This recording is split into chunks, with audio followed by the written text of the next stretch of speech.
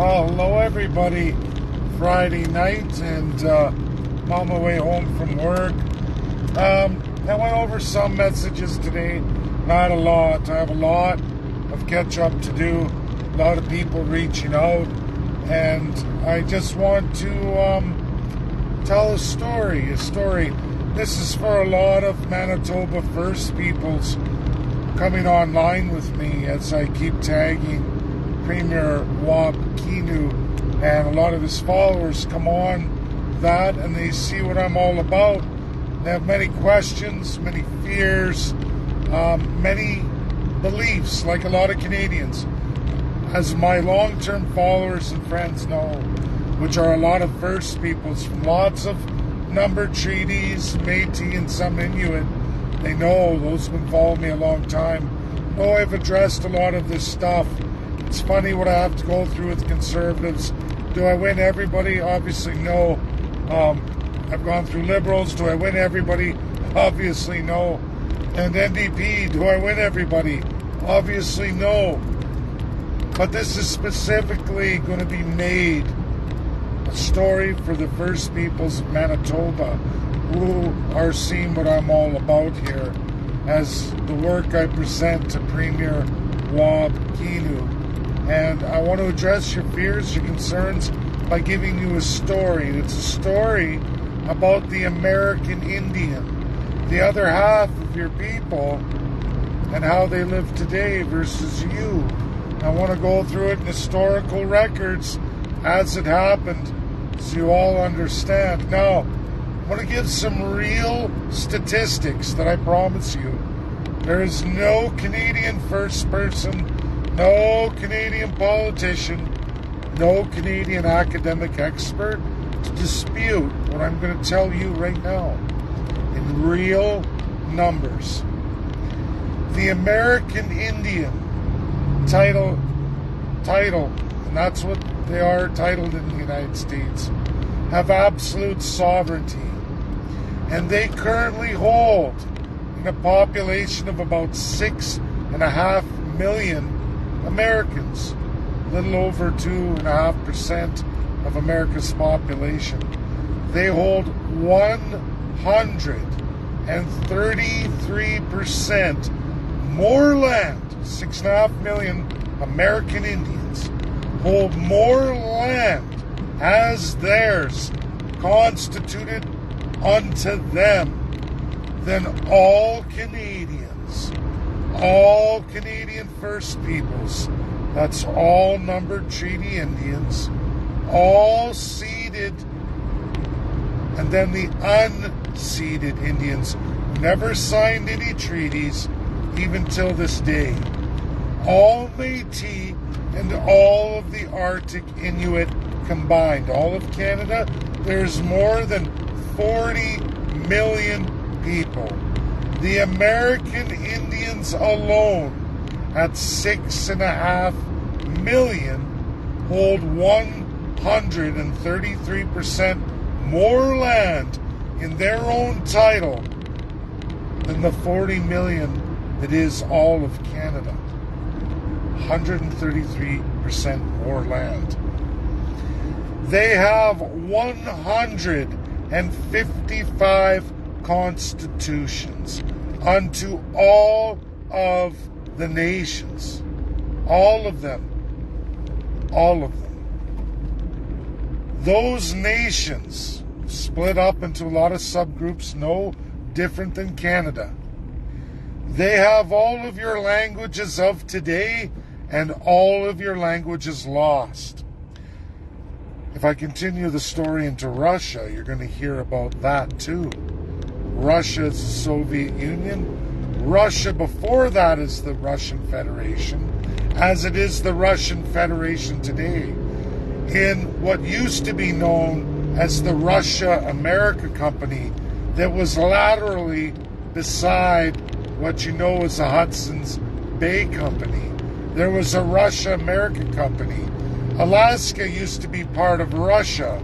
In fact, through the Russia-American Company, before the 50 states, long before it, during many Indian wars long past, when America was just 13 and they were fighting for independence. Russia held the entire West Coast. I don't know if Canadian First Peoples know this, but your American Indian counterparts, the other half, most certainly does, because they've constituted, again, 155 nation constitutions with the same power as the 50 states in the United States of America, because those 155 constituted nations in the United States with subgroups, but they share constitutions, all codified the same way, giving them 133% more land than all 40 million Canadians, all the numbered treaty Indians, and the named treaties out east, Robinson, Huron, and I can go on and on.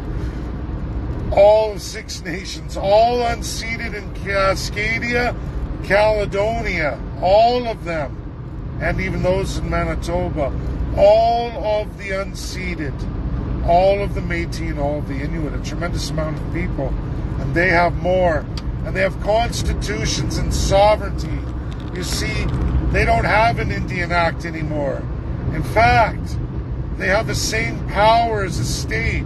In the United States of America, the American Indian is the nation within the nation. It exists, it's real. It was crafted and created post-1960 and absolutely put forward in 1975 forevermore. You never ever hear about anything from the American Indian like you do the Canadian First Peoples. Not a peep, nowhere near. The suffrage is nowhere even spoke of because it doesn't exist anymore. Canadian First Peoples. Manitoba Treaty Indians. It doesn't exist. None of the poverty, the reserve crises exist like they exist in Canada, and specifically Manitoba. None of that occurs there. It's been transitioned more than 52 years ago. In fact, the reserves are doing very much better than you are because they have tremendously more. And no, they don't sit there with their hand out in an Indian Act system waiting for a federal government to deliver them. They have all the power, all the resources, the self-government, self-determination. They make tremendously much more money than they ever did before 1975. And they were even doing better even from 1920 onwards, but these are stories that have to go on and on in history. It takes a lot to go through it. A lot. I'm only giving you a little taste. But you want to see how the other half lives. They are the nation within the nation. They have sovereignty. They have the power of a state. They get true federalism back to them that they invented. This is the other half of you, the Canadian First Peoples. Your other half is the American Indian. Two peoples who are the same, but do not live the same, and do not have the same wealth disparities, and one isn't living in a living genocide today. One isn't. In fact, they're flourishing, and they're 3 times your numbers here in Canada. The treaties have never been good for the First Peoples. That's a con job. It was from day one. It's been a con job all the way through. It's been a justification for genocide. Now, I want to go forward from the Russian Federation of 1920. It lost relatively quickly to the Soviet Union, but was not lost to the Soviet Union, as was not lost in America. They kept all the records of the American Indian and the Siberian Yupik. They kept all of it. All the federalism, Russia learned it too. Now, Russia left America. They left Texas, California, all the way up. Nobody had BC. Not the Americans, not the Russians. That was British territory. British Columbia. Huge travesty. Just like Caledonia out east, which is upper and lower Canada. This is going into Quebec and Ontario, mostly for Six Nations Ontario. But that's Cascadia, the unceded. And Folks, from 1920, Russia went into the Soviet Union. In 1960, they stood up against another British colonial called South Africa, written much after Canada, Manitoba First Peoples. Did you know that the Indian Act of Canada was so successful at destroying your people that they thought it would be great? It would be great to bring it forward in South Africa. And in 1949, after World War II, the white apartheid group, the regime, started with the 1949 Indian Act. Oh yes, your Indian Act, placed on the South Africans, anyone of East Indian descent, and any Asians. They started with the Indian Act of South Africa in 1949. Real under the constitutional monarchy formerly known as South Africa. And it quickly exploded into African apartheid, South African apartheid, and all the high crimes, the most despicable crimes committed by that South African regime. And it went on for a long time. I know you all know the story of Nelson Mandela and the struggle. Well, Russia joined, and so did China. They brought forward a law against the Indian Act of South Africa, not just the Indian Act of South Africa, the Indian Act of Canada, because enfranchisement was going on. Michael Michel Reserve, I don't want to argue about the name of it. We want to take the masculine, the feminine. I know there's a lot who argue about the name of it, but that reserve was removed, destroyed, sold off against all its people. They lost everything. That was what enfranchisement brought. That was something South Africa was doing. And it was Russia and China who stood up to it in 1960 at the beginning of the Cold War with USA and Russia. And it wasn't until Richard Nixon, 1970, the USA started to make some major civil rights changes for the American Indian. You can look at all the historical records of suffrage of the American Indians fighting civil rights movements just as strong as the blacks in America and their segregation. The American Indian was fighting too, and it was Richard Nixon who said, we're going to take Russia and China's 1960 Decolonization Act and we're going to finish it right here in America. And they did. They did. They ended all of it. And the American Indian became sovereign unto themselves. They have their own nations within a nation, their own constitution, their own federal government. Yes, they have their own ministry. Not a superintendent, not an Indian Act. Their own governing ministry. They do it themselves. Sorry, I'm a little bouncy here in the city. That's what happened for the American Indian. And it was done through the dismemberment of South Africa. USA got on board. By 1975, USA was ready to land a mighty blow after they had fixed all of their segregation, their colonialism at home, freeing and institutionalizing the American Indian as a sovereign peoples, a distinct sovereign peoples. 155 constitutional nations, along with the 50 states embedded in the 50 states.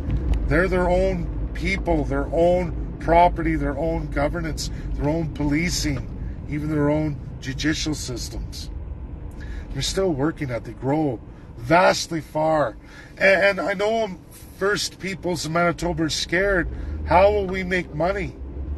Well, do you know that South Africa being dismembered and all the South Africans getting all their land back are making more now than South Africa ever made? Their GDP is off the charts compared to what it was in apartheid, which just proves that socialism and fascism and crushing the peoples into what's defined as savage doesn't work. Segregating them, putting them on reserves, small, tiny reserves in their own native lands is wrong. Is wrong. Now, the allies of World War II are the ones who give me the authority to talk like this. This is the victorious allies of World War II. You know, World War II?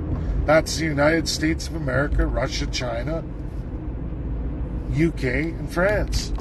And they made these laws, many laws that make this stuff illegal. But Canada hides and continues on.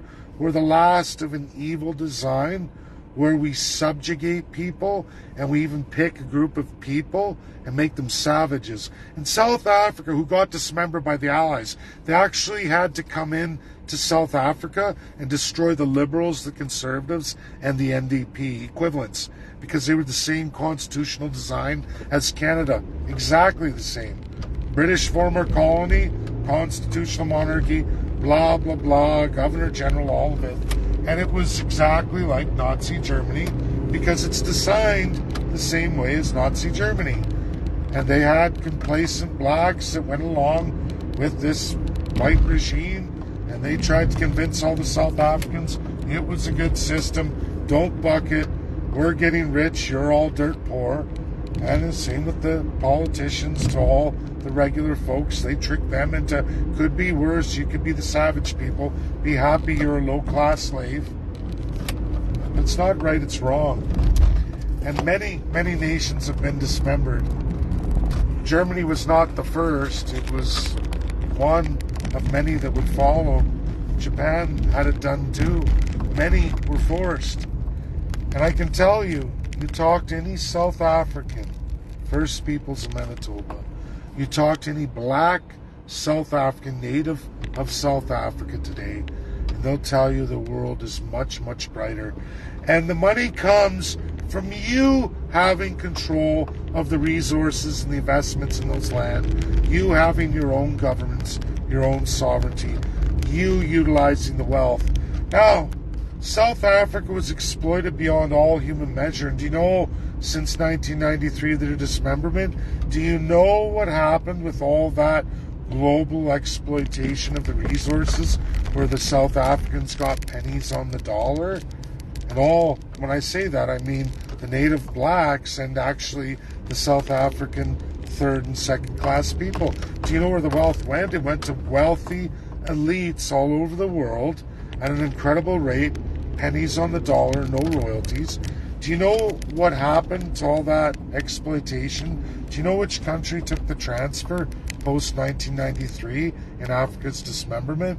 Well, you can watch as the exploitation shrunk in South Africa, meaning South Africans getting paid fair and reasonable for their resources. That exploitation transfers literally dollar for dollar to Canada. Right now in Ontario, I can tell you diamonds. Companies, global, colonial countries from the colonial evils of the past who still operate. Home bases are in those crown countries, former. And, you know, they take out upwards of $252 million in Ontario diamonds out of the crown lands, forbidden from treaty Indians and unceded Indians, Métis Inuit, as well as Canadians. And the government, their wealthy friends, take all that money. They take all that money and they only charge those companies literally $250 for every $250 million in diamonds they take from those lands. We, all of us, get $250. You show me one country in the world that does that. There's none. South Africa, anywhere near that anymore. They make a pretty penny. They flourish because they get a fair return. Only Canada does this happen now. We're one of the most exploited nations in the world. This is for all the subjects and absolutely all the First Peoples that they define as the savage people. The savage people were defined in South Africa at one time too, under the constitutional monarchy. The Jews were defined as the savage people under the constitutional monarchy known as Nazi Germany. If you ever want to know the history of who's a colonial, go look at it. Germany, German Empire. Britain, the British Empire. France, the French Empire. Denmark. We can go on. And some of these monarchies still exist today. They haven't been rooted out. This is my video. It's a tremendous amount of knowledge. I take it in baby steps and try to hit the most powerful and most strongest arguments that can't be myth busted. I never lie. This is the truth, 100% the truth, and nobody can dispute it. No government, no chief, no high academic anywhere, because I can tell you I have a tremendous amount of academics throughout the greatest institutions all over the world, many in the United States even, but I have been all over the world in the best universities. You're going to be hard-pressed to find someone to dispute all the factual information I gave for the Manitoba First People. So before people say, hey, who gives you authority, or why do you want to destroy the Indian Act? That's why. And everything in this video tells you why. We need to free all the peoples, and the First Peoples and the Canadian subjects need to do it together. We need to dismember and redesign the federal system, but we can start Manitoba with you ground zero provincially. It won't end the Indian Act, it won't end a lot of the federal powers, but it will give you tremendous powers and sovereignty, at least in the provincial lands. And for Manitoba, that's a tremendous amount. Federal, the small postage stamp, that's it. Not much of the province. You have much more power than any other confederated province. And you know what, First Peoples, if you ever want to see any decolonized peoples who are in the same boat as you, go look at South Africa. They'll tell you what they just went through in the last 33 years. They're going to say, this is fantastic. We have it way better than we ever had. And we have wealth, we have humanity, and we're not segregated. We're not on reserves, and we definitely don't have an Indian Act. We're human beings, and we're sovereign human beings. And so will the American Indians. They'll tell you too. God bless everybody. Thanks to the Creator for giving me this opportunity, and I hope everybody has a tremendous weekend. I'm going to keep banging away on NDP for everybody else, as I've banged on the Conservatives and Liberals. Right now, front and center is Kinew, and it's NDP. I don't care what party it is. I will bang on it. I will bang on the truth, and I will fight for the Canadian people and all the First Peoples, because we're building something federally that will force it anyway. I hope people can appreciate the work we've done, this epic journey we've been on. There's a lot of First Peoples right here in this video. I see you, Jonathan and Ian, and they've been through this journey with me. So I've been all across Canada. So many I've met. Just the other night, I talked to a woman from Treaty 6 in an Edmonton reserve, as Edmonton encircles it. And, you know, First Peoples all across Canada, try being encircled by a city. And you tell me about trying to access your ancestral land. Give me a break. God bless. We'll keep going through more and more as this journey continues. Bye now. Share. Get the video out there. Bye now.